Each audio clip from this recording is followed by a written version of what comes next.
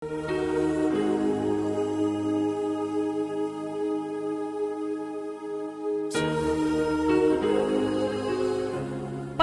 ang pagduaw sa mga minatay sa Maa Public Cemetery sa Davao City tungod na lunupan og tubig baha ang daghang mga pansyon. Ang uban di na makita tungod sa tag-as nga sagbot. Ani ang report ni John D. Esteban. Yan na lang. Diri na lang. Di pa ka. Ginuok ko. Nahumol na sa tubig ang mga pansyon dinhi sa Maa Public Cemetery sa Davao City. Human malunupan sa tubig baha. Lapok pud kayo ang agianan. Ang uban di na makita kay natabunan og mga tag-as nga sagbot.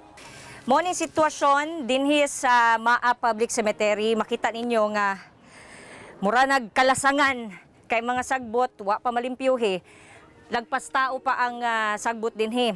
Nag-ulan man kagabi gibaha ang agianan. So aron makalahos lang ang mga tao dinhi, kinahanglan nila muagi ibabaw sa mga pansyon aron makaduaw sa ilahang mga mahal sa kinabuhi nga mipanaw na.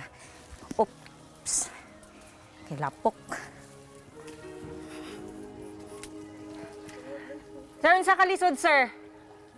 Lisod kayo. Nasta yung lisoda kay muagi ka nang inani nga kakalapok. Tanawan niya mo mga ti. Unsa ni ato may simenteryo, ni ato mig basakan. Gihagbasa na lang sa uban ang mga maagiang sagbot. Katong paghinuo niyo yung kanus aman to?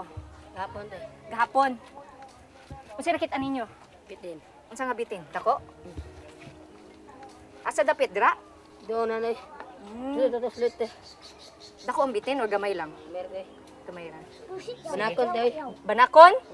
Sumala sa caretaker kinsa midumili na sa pagatubang sa kamera, nakulangan matud pa sila sa tao nga muhinlo sa sementeryo. Makita sab nga sa atubang ang bahin lang ang nahinluan apan sa likod wala na nahagbasan.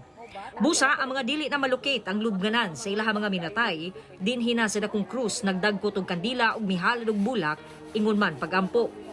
Hinuon dunay uban nga wala mahumol sa baha ang mga lubnganan.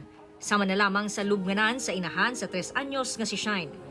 Siya ang nagbitbit mismo sa bulak alang sa may panaw nga inahan, kuyog ang iyahang iyaan nga si Liza ug igsuon nga si Abril 6 anyos. Muduod yun naman yun kaya siyempre nag-iisa ko na kung naigsuon good. Bago siya namatay, bilin niya na alagaan na ko yung mga anak, hindi na ako pasagdan.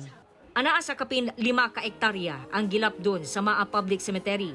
11,000 na ang nakalubong dinhi. Taliwala sa sitwasyon, parayon gihapon ang pagdawat og lubong sa maong sementeryo.